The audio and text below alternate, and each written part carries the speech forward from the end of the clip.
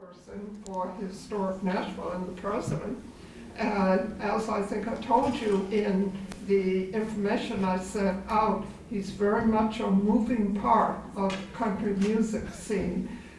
Sandra Shelton and I went on a walk on, I think, the hottest day of the summer with him. And not only did he walk at a brisk pace in 95-degree heat for 2 hours, but half the time he was walking backwards and talking to us and not looking. He just knew the area so well. So he now is in a position to tell us about this year's choices for the Nashville Nine and to tell us how old the Nashville Nine is. I know it's been going on for some time. So this is Brian Mansfield, and you don't have to walk and it's not hot.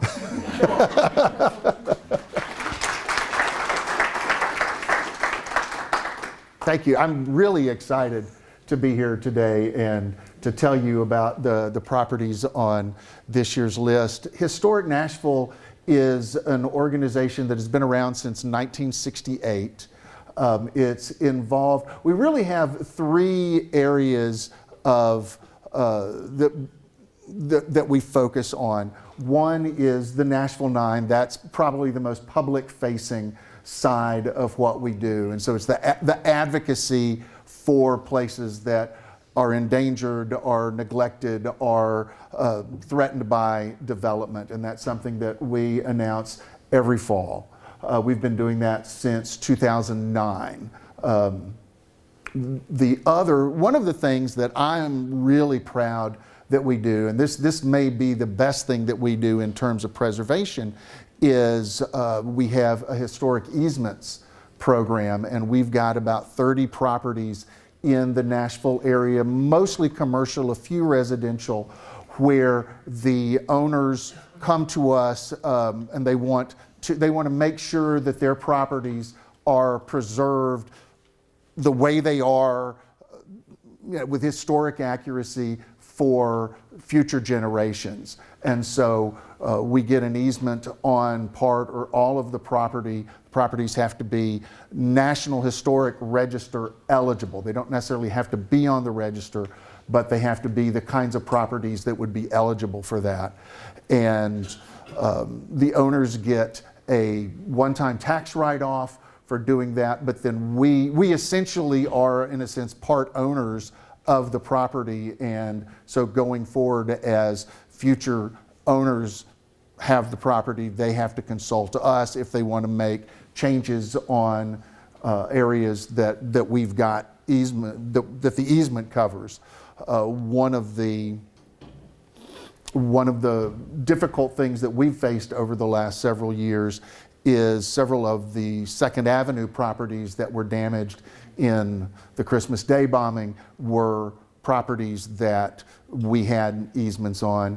There was also, in March of that year, you'll remember there was the tornado that came through, and the tornado just obliterated a property on Jefferson Street that we had the easement on, and so there wasn't enough left of that property to rebuild it or continue the easement. But there are properties all through town that we have that on it. Say a question, yes? I think it would be interesting if, when you talk about part of a building, on Second Avenue, your easement is generally on the front facade, right?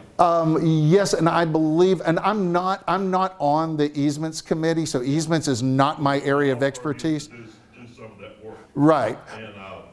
And that's what the easement is. You could gut out the interior of the building, change it to a more contemporary use, but the front facade facing Second Avenue, that had the historic, preservation easement on it, so you couldn't change the look of that front of the building. Right, and I think on some of them it was the front and it was the riverside. Yeah, and the riverside. So it's what faced first and what faced second. And so we have there's a property that that we have an easement on right now, without giving too much away about ongoing negotiations. There's a company that we work with quite a bit that likes to buy properties and then put easements on them. And they are looking at a property that we have an existing easement on, but it's only for, if I remember correctly, it's only for 1 or 2 walls on that building. And they're looking at buying it and extending the easement. And so it's just, it's a really fascinating, very technical area, but it is maybe the best way to preserve a building if you own the building. I mean, that's one of the problems that we run into with development these days, is that, you know, I have a friend that says, yeah, own the property or say goodbye. And so when you have the easements, that's a way of having a stake in the future of the property in ways that even even the historic overlays that we have in downtown, for instance, an easement will cover that even better than a historic overlay. And then the third area that we really focus on these days is tours. And that's something that almost went away for a few years with the pandemic. We have restarted tours and public gatherings this year. And so that's been nice as we've begun to rebuild the organization after the pandemic, which, as was the case with a lot of nonprofits, really decimated the organization in terms of its memberships. But for example, this year, you were talking about the tour, the walking tour that we did was it was essentially the western edge of Music Row, not the part that like Chet Atkins and Owen Bradley built, but the part that Waylon Jennings and the Outlaws built. And so we talked about Waylon's arrest for cocaine trafficking in at 17th and Edge Hill in a building that is now owned by Garth Brooks' manager. And you know, we went to the studio that they called Hillbilly Central, where the term outlaw country was coined, and then down to Chuy's, the Mexican restaurant down in Midtown, which was in the 50s and 60s, was a place called Burger Boy. And Burger Boy had the gambling pinball machines. And so they would come down the hill from 17th and 18th down to Burger Boy, and Waylon and Bobby Bear and those guys would play pinball till all hours of the night, either at the Burger Boy or JJ's across the street, which was torn down a couple of years ago. And so we were talking about those kinds of things, and they wound up at the Webb Pierce guitar pool on 16th next to the Spence Manor. One of the things that I learned a few years ago, I'm fascinated by, is I think we have 4, maybe 5 guitar-shaped pools in Nashville. Most people know about 1 or 2 of them, but Webb Pierce actually had 2 places out on Curtis Wood that he put guitar-shaped pools in. And then when the residents out there got really mad at him, he went to Music Row and he built one there, and then got into a fight with the co-owner, and one of them dumped a whole bucket full of catfish in the pool to make the other one mad. And then singer John Rich has one up on Love Circle. And then there's one in a hotel that's actually a fiddle, because it was the Fiddler's Inn, but they call it a guitar. So I think we have 5 guitar-shaped pools, and as Chet Atkins used to like to say, a lot more amplifier-shaped pools. So the Nashville Nine, as I said, began in 2009. We announced it last week. And this year we had a couple of ways that we could go, because there's something that I want to be sure that you're aware of that's coming. As much as the city has changed in the last 5 or 10 years, particularly downtown, we've kind of jumped the loop, the interstate loop, where most of the construction has been going on, and where you'll see just, it's my understanding, a record number of cranes downtown Nashville this year. It's beginning to move past that. And so over the next few years, I think we are going to see not necessarily historic properties fall to demolition, but we're going to see construction, high-rise construction on areas that the longtime residents here have always thought of as something else. And it's going to be all over town. For example, the old Beeman car lot, that's getting ready to go away. And if you grew up here, that stretch of Broadway or 8th Avenue, whatever you call it, was, that was where the cars were. And Beeman was the core of that. And that's about to go away. Belmead Theater, I think they're going to keep the marquee, but that's going to look completely different out in Belmead. The Nashville Speedway, that area there's going to be a huge amount of development in that. And so a lot of the things that we've kind of come to know as what our city looks like outside of downtown, that's going to change a lot in the next few years, maybe as much and as quickly as downtown has changed. So that was one way, one of the ways that we were looking at the Nashville Nine this year.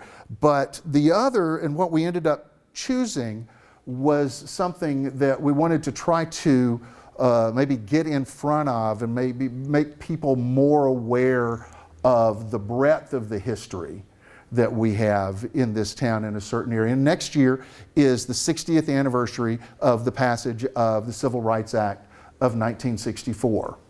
And Nashville has an incredibly rich history when it comes to civil rights. And a lot of the major figures on a national level of the civil rights movement in the 1960s came through here either as students or people that worked here or people that came in and spoke here and spent time here because of what was going on the ground. And that's a part of our history that we talk a little bit about it in some very small terms a lot. Most people know about Woolworth, and we know about about the march to Capitol Hill in 1960. But those people all had places that they lived out in the neighborhoods in Nashville. A lot of those houses are still around, and there are entire communities that created the stories that have kind of become legend in the town. And so we wanted to focus on some sites that contributed to all of that, to show people just how much that movement came from here and how it was all throughout the city. It wasn't just at one lunch counter downtown. It was all throughout the city and all throughout the 20th century. And I'm not sure how to bring this back up to start talking about. Press Control Alt. Okay. This is not my machine, so I'm going to let people that. There was more to. So I just need to keep it moving. Yeah. Once we get started, that won't be a problem.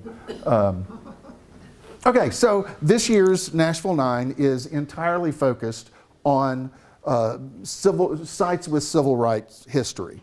We wanted to reflect on Nashville's willingness to preserve the history of the struggle that led to the victory of the passage of the Civil Rights Act of 1964. We've had some victories over the years. The Elks Lodge on Jefferson Street, which was on our list in 2021, that's been undergoing revitalization with the help of the city. Fort Negley, which was the sole entry on the Nashville Nine in 2007. In 2017, we just made it the Nashville One. That's been saved. There's an archaeological dig that's uncovering a lot of history of the African American community that was here at that time, that was here during the Civil War era. And the Morris Memorial Building, that's an interesting story that that's in a time of transition now because the Morris, which is down on Charlotte near Public Square Park, was a building, I think it's the last building downtown designed by the McKissick Company, a prominent African-American architect. And there had been some talk about getting the city to buy that and turn it into a civil rights museum. At this point, my understanding is it's currently under contract with someone that wants to turn it into a boutique hotel. Did not know about the history of the building and has been eager to learn about what it is they're in the process of buying. So right now we're cautiously optimistic about how they want to adaptively reuse that space. There are a lot of people that wish that it could have been another thing, but as an organization that is more focused on the structure than new usage, we are excited that it may have some public life because it's been a very underutilized building for many years. So those are some of the victories that we've had. There are still some areas that are kind of in limbo, and we'll get to that. But this year we focused on eight new properties and then a couple that had been on the list in years past that we wanted to bring renewed attention to. But one of the houses, this is the Johnetta Hayes house on at 2519 West Hayman Street. And this is over near TSU, kind of close to Schrader Lane Church of Christ, and there's a Church of God in Christ, I believe, that's right across the street from Schrader Lane. This is that neighborhood. Johnetta Hayes was the first elected female president of the Nashville chapter of the NAACP. This stone bungalow was built around 1930,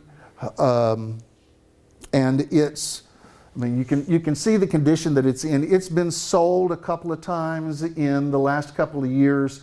I believe when we announced the Nashville Nine, we said that it was on the market.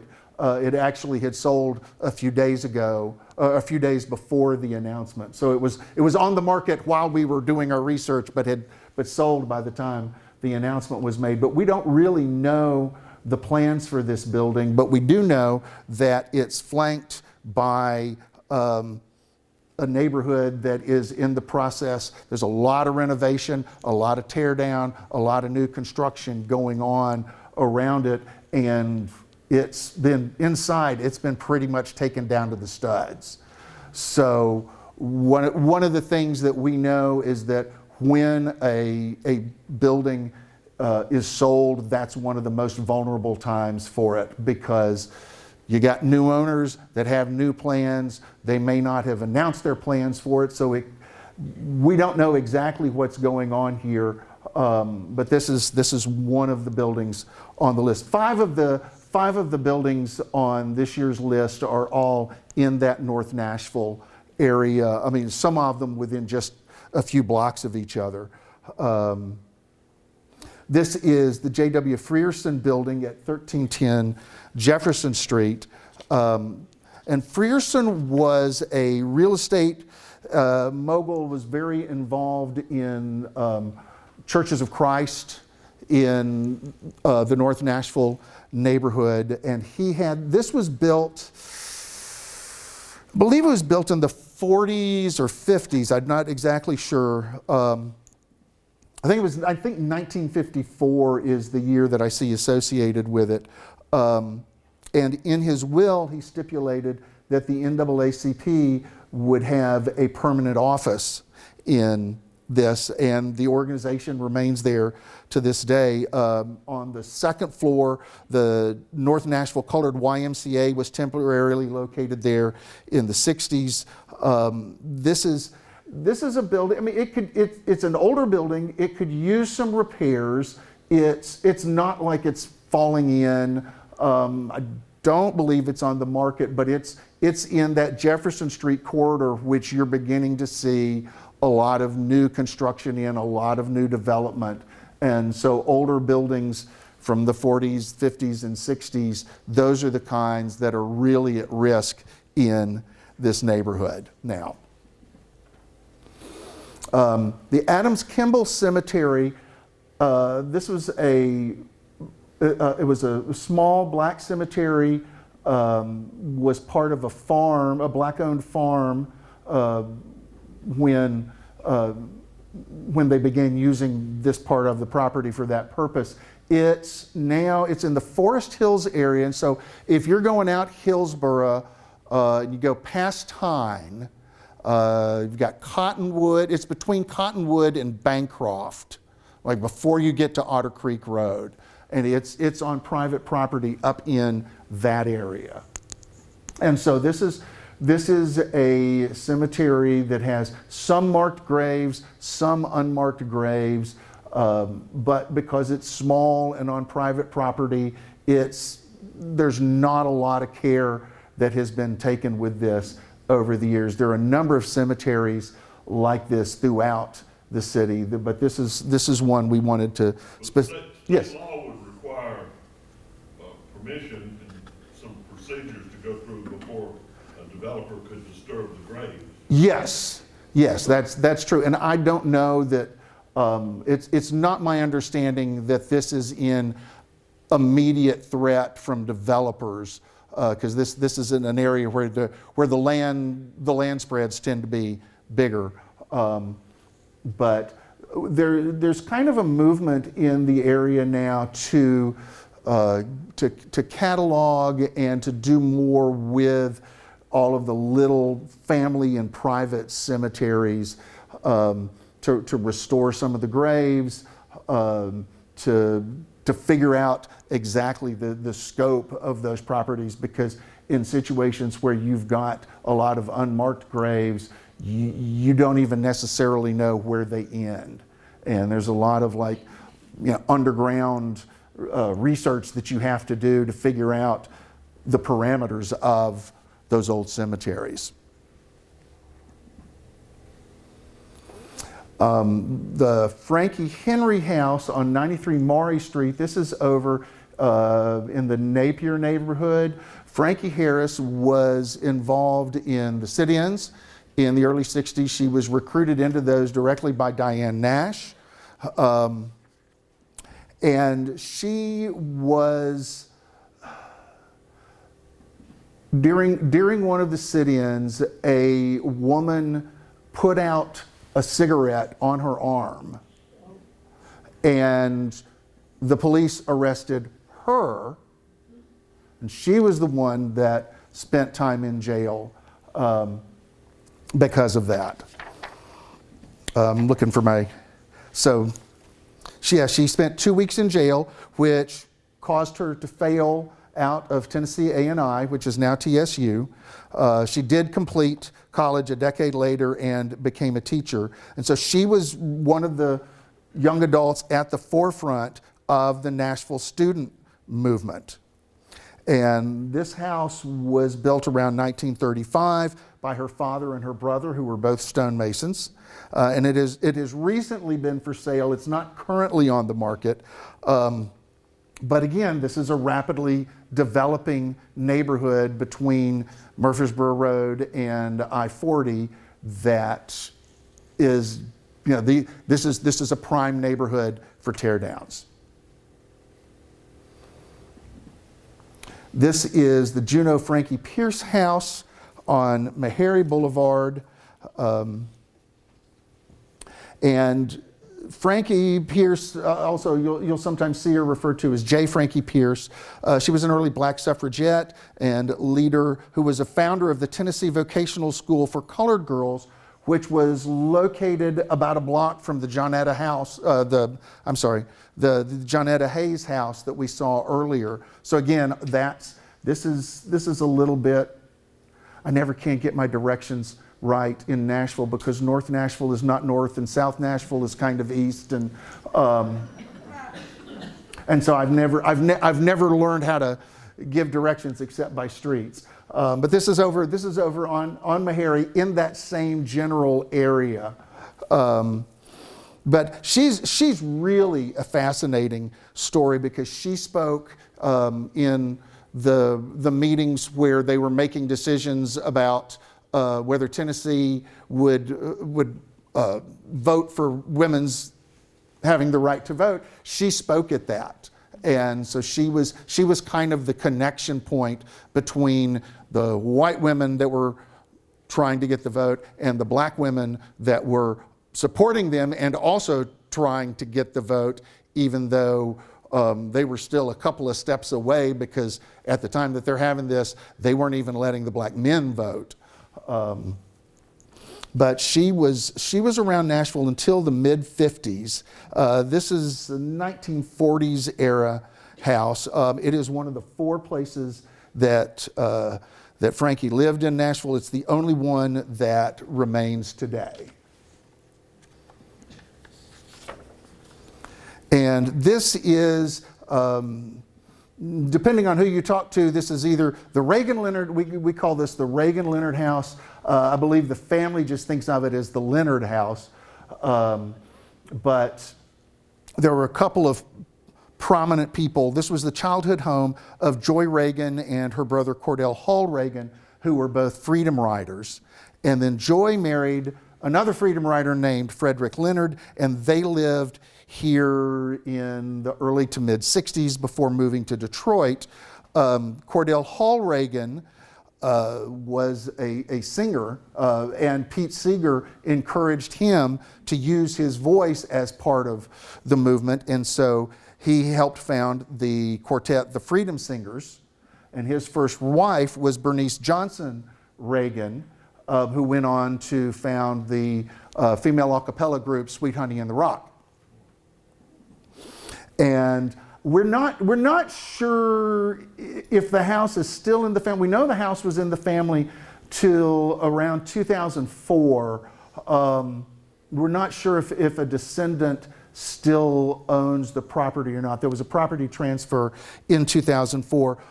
This house is being well cared for. This is not at all like the Johnetta Hayes house where it's kind of falling apart. This house is being cared for, but it's a small one-family home. I think it's about 1,400 square feet on a street where the neighbors are, you've got like new townhomes, you've got these high 6-figure other houses that are being built a few houses down. And so there's nothing on the site that recognizes its place in Nashville's civil rights history. And so that's why it's on this list, even though it is maybe the most well cared for property on the list this year. And this is R&R Liquors on Jefferson Street, 1043 Jefferson Street. I believe this building was built in the early 50s, but it was a liquor store that was listed in the Green Book in the early 60s as a safe place that for black travelers and black customers. This was one of the places that the Green Book pointed them to in Nashville. It was, I'm guessing it was probably the nicest liquor store in the neighborhood. I was reading about it today, and there was a story in the 70s. They were showing off and this is 1978, I think, mind you. They had a $750 bottle of scotch that they had for the Christmas holidays, and the owner wasn't even sure he wanted to sell it because he was but it was the only bottle of that particular scotch available in the state at the time, and so this was really it was one of the biggest, most successful businesses of its kind. That was also a black-owned business in the state. In the first decade, one of the articles that I read said between like 1952 and 1962, they did like a whole renovation of the building and turned it in from just this little mom and pop place to one of the biggest black-owned liquor operations in the South at the time. And so there used to be a great neon sign out front. That's gone. It's one of those things that, again, as Jefferson Street gets developed, you're looking at buildings like this from the middle of the 20th century that used to be part of just a central point of the community. There's a lot of threat to these buildings as the neighborhood changes and as new developers come in. This is over on Hayes Street in the healthcare area. This is Dr. Fred Goldner's office. He was a Vanderbilt physician. This was an integrated practice. When we posted about this, and I shared the link to the Nashville Nine on Facebook, I had friends that were like, "Oh, he was our doctor when we were growing up. This is where we went." And again, this is an example of mid-century architecture in an area where everything is getting built up around it, because this is part of that extension of development, the extension of downtown development as it moves out and connects up with the healthcare areas around St. Thomas Midtown. So that's Fred Goldner office. And then the number 9 this year, we actually sort of made it 9A and 9B, and listed a couple of sites that are still in limbo that have been on in years past. One of them is the Hubbard House, which is in the Rutledge Hill area, and I believe it is the only remaining building that was part of the original Meharry College. And so there is an organization committed to preserving this, the Friends of the Hubbard House, I believe it's called, and so there are efforts, but it's like a lot of the civil rights sites in Nashville. The Luby House that I'll tell you about in a little bit is one of those where there's a lot of interest, but there's not a lot of movement. And so as advocates for these sites, one of the things that we hope to do this year was expand the conversation beyond properties like this to let people know, there are these properties all over Nashville. The Z. Alexander Luby House, I got introduced to this. I knew about the bombing of this house in the early 1960s, because I've always lived south of Woodmont, I didn't know that this house was still here until just a few years ago. And it's really fascinating to me, because if you look at this building and you think about what happened here, the architecture is just fascinating, because it's built to be harder to bomb again. Because what used to be like a front kind of a bay window facing the street, it's brick now. And I can't remember, and I'm trying to see, you can't really see that part of it, but this is facing a parking lot. So the entrance now isn't even facing the street. What's facing the street is pretty much brick. And then the windows, you notice the windows back where the bedrooms are, those are way off the ground and they're very small. And so you don't have a lot of glass on this building anymore. You don't have nearly as much glass on the building as you did originally, because they rebuilt it in case something would happen again, to make it a tougher structure. And there have been problems figuring out who's even in control of this property now. It's right next to Fisk, and it would be a great property to spotlight, but it's just kind of sitting there empty. And I think they use the parking lot for it's paid parking, but there's not a lot going on in that building. And so you'll often drive by it and it's just kind of overgrown, just sitting there, and has been for years. So those are the 10 properties really that we've highlighted this year. I would love to hear if you've got any questions. One of our other board members, Lee Williams, from TSU is here, and he may be able to answer some specific questions that I can't if you have some, but I can tell you more about why we do what we do and how.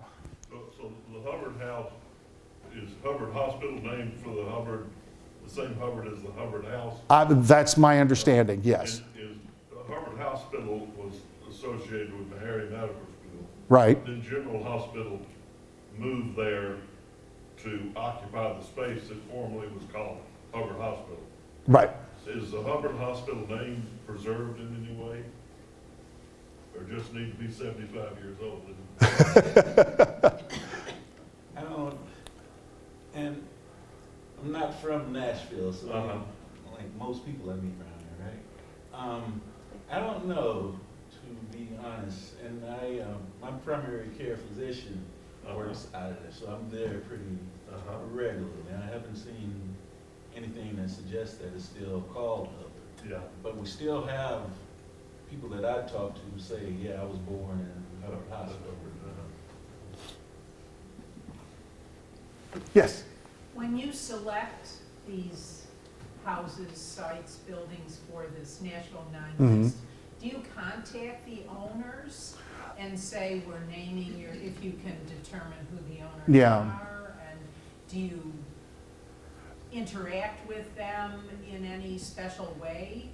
We historically have not contacted the owners beforehand, and that's something that we're actually looking at how we want to do that in the future, and if we want to continue doing it the same way, because one of the problems that you run into is when you've got an essentially abandoned property, or you've got a property that you know is slated for the wrecking ball.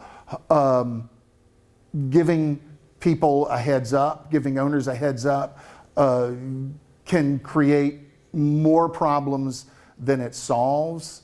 The last couple of years, we have had properties that were not in imminent danger, and so we have had discussions with those property owners after the fact. We're actually looking if we want to be more intentional about contacting property owners in certain circumstances, as opposed to just springing it on everybody.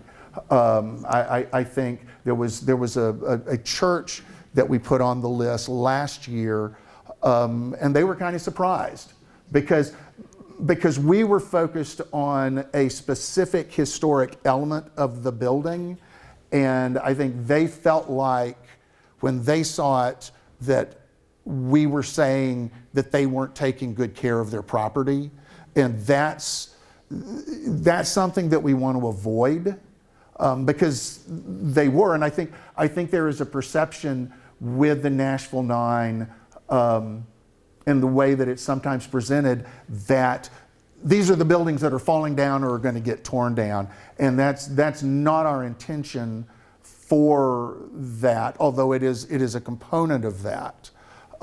So the short answer to your question is we typically do not contact property owners in advance, but we are looking at doing that in the future under specific sets of circumstances. Yes? Obviously, you've had a number of properties over the years. What's your kind of follow-up?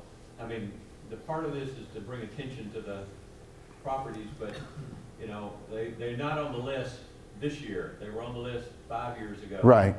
So what's kind of the follow-up, or what's your role, if any, in terms of that? Okay, so are you asking what's our batting average with saving the properties? Or just I just didn't know if, as, say something happened 5 years ago, was on the list 5 years ago, nothing's happened, and now something's happened, would y'all jump back into bringing attention to it or something? yes. In circumstances like that, when we know of a new situation or a changing situation, if something is changing hands, if new plans have been announced, then yes, we do try to return to that and let people know that. Well, I think now, if the arcade was ever on the list, it was on the list before I got on the board. But when the new owners for the arcade came in and started making their plans, we were talking with local reporters about, you know, what we wanted, what we hoped we would see happen. You know, we'll have members attend zoning meetings and speak on behalf of the organization. But you know, as an advocacy group that isn't directly involved with buying and preserving properties, about all we can do in those situations is just bring it back into public attention. That was something we did with the Exit Inn and the apartments across the street that were recently torn down for a Holiday Inn. That was like over about a 2 or 3 year period. We were having lots of conversations and talking to lots of reporters and trying to get lots of people out to address those issues. I think with the Exit Inn, that as a building appears to be safe. Obviously, the apartments over on Louise, those are gone. But I think we extended the life of those apartments by keeping that in the public eye while the owners were trying to get zoning variances to allow them to tear it down and build something new. You brought it up. What is your batting average? As a batting average, it's not great because a lot of times we are putting properties on the list that we basically know that we're going to lose them. And so the last couple of years, we have tried to have a mix of those where we know there are things that basically all they need is money. And if all you need is money, that's a fairly easy fix in the grand scheme of real estate. But I remember a few years ago we had what we called the Firestone building, right where Elliston Place and West End, where you've got that split, and you had this beautiful Art Deco building. There's only, I think, 3 or 4 of those buildings left in other cities now, and it was a drugstore for years. It was a CVS, it was a Rite Aid. But before that, it was a Firestone and would open that parking area to get into the drugstore. That was like the bay for the auto store. And so when we put that one in, we pretty much knew that was gone. So we've got a few success stories. One of the earliest success stories, Historic Nashville. Again, this is way before I was a kid when this was going on. But Historic Nashville was very involved in the fight to save the Ryman. How many of you were in Nashville when the Grand Ole Opry moved out of the Ryman in 1970? Okay, so about half. All right. So you may or may not know this story. The Grand Ole Opry basically got the Ryman because the people at War Memorial didn't want to have anything to do with them. They didn't, so they were trying to get rid of the hillbillies and get them out of War Memorial because they were leaving gum under the seats and causing all sorts of trouble. And so they put them in the Ryman. And the Ryman was fine for what it was, but it was getting old by that point, and they didn't really want it either. And so the Opry was actually looking at moving to the old auditorium out in the fairgrounds that wound up burning down. And so they were looking to get out of the Ryman almost as soon as they went in, and finally figured out how to do it and get out to what we now think of as the Opryland area. And the plan was to tear down the Ryman and use parts of it for like a little chapel or something out on the Opryland property. And everybody from Roy Acuff on down was like, tear it down. Tear it down. We don't care. We're out. Never liked it anyway. The dressing rooms were horrible. They didn't even have dressing rooms. You had the men's restroom and the women's restroom, and so like Jan Howard would be elbowing Patsy Cline as they're changing dresses, and people would be sneaking back there and stealing their shoes while they were on stage. And so they were like, fine, get rid of it. They brought an architect in from New York, and the architect said, yeah, it's a nice church building. It's not that great a church building. It's not even the best church building downtown. It can go. City went nuts to the point that the architect had to come back in and walk back what he had said. He was like, when they brought me in, they were just asking about the building. The building is not anything special for a late 19th century downtown church. What happened in it is another matter entirely. And if you want to factor in what's happened in that building, yeah, you'd be stupid to tear it down. And that was the point where everything turned and the city decided to let it sit abandoned for 30 years. WSM's decision, it wasn't the city's decision, it was WSM and National Life. Yeah. It owned WSM. Right. And so it just sat there forever empty. And I don't think it sat that long. They started having 20 years. Friday night Opry performances at the Ryman Auditorium not long after they opened Opryland. I don't remember Friday nights at the Opry. It was. I've been for 75 years. Yeah. That's the way I remember. Because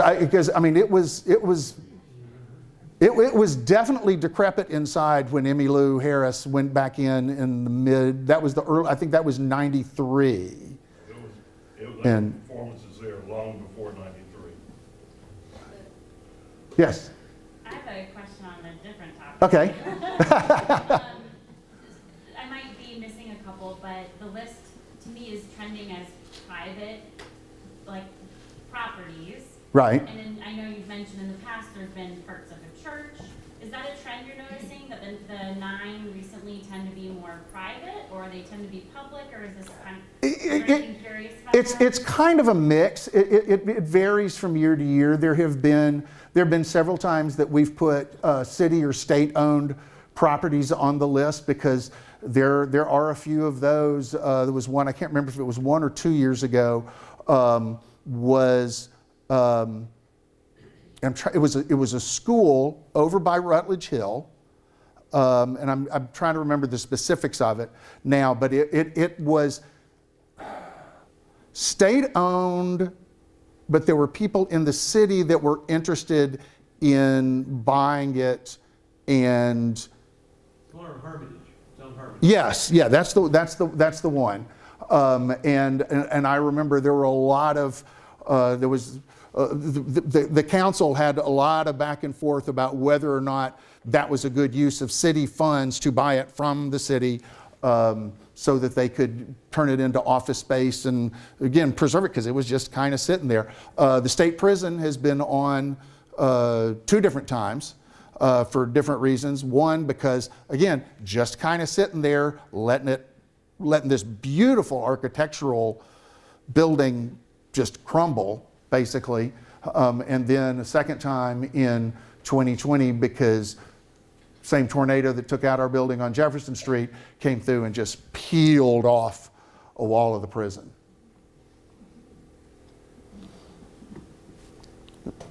Anybody else? Yes. Dr. Williams, would you like to add anything?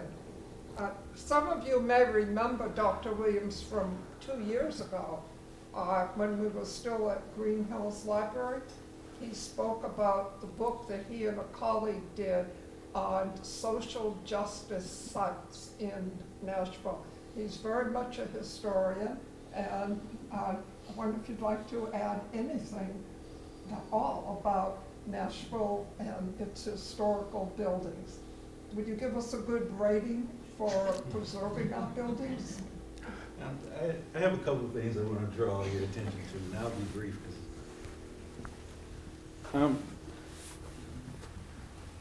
With this edition of the Nashville Nine, you know that it has a certain theme to it, right? All of these buildings had something to do with the civil rights movement. And I think that's really important because we understand the civil rights movement as being something that happened nationally, right? It happened everywhere. But our story isn't the same story as in these other places, right? Nashville is not Birmingham, it ain't Atlanta, it's not Jackson, it's not Memphis. We have a peculiar story to tell, but we don't have a whole lot of monuments to the civil rights movement in the city. The only thing we really have is the built environment. So when we look at the home of J. Frankie Pierce, and we understand that she was an amazing, amazing woman, but you know, historically, that lady was here when the NAACP first set up. In the 1940s, they began to open up an office here, and there's a nice picture of her in the newspaper where she is registering people. One day, 300 new members.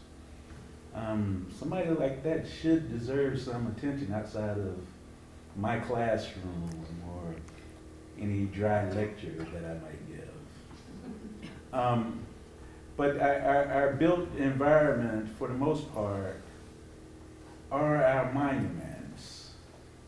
They are the tangible things that we can reach out and touch and feel and get emotional about when we talk about our history. And that's a history that is peculiar to us. So when we push and say, you know, y'all need to pay attention to these 9 buildings, these 9 buildings are part of our collective identities as Nashvillians.